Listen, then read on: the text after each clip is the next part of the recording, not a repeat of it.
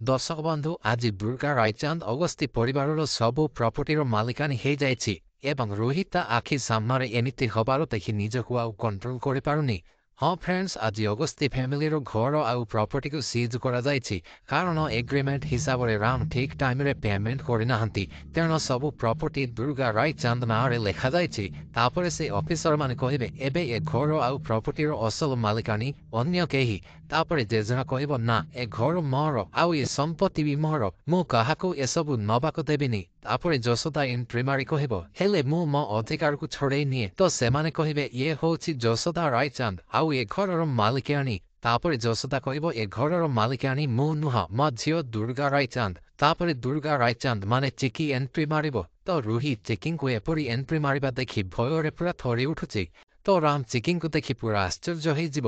ତାହେଲେ ସାଙ୍ଗମାନେ ଦୁର୍ଗାଙ୍କ ଚମତ୍କାର ଏଣ୍ଟ୍ରି ମାରିବା ଏବଂ ରୁହି ଆଉ ଜେଜେମାଙ୍କ ଚିକିଙ୍କୁ ଦେଖି ଆଶ୍ଚର୍ଯ୍ୟ ହେବା। ଏହି ଧମାକାଦାର ଏପିସୋଡକୁ ଦେଖିବା ପାଇଁ କିଏ କିଏ କେତେ ଏକ୍ସାଇଟେଡ୍ ଅଛ ଆମକୁ କମେଣ୍ଟ କରି ନିଶ୍ଚୟ ଜଣେଇବେ।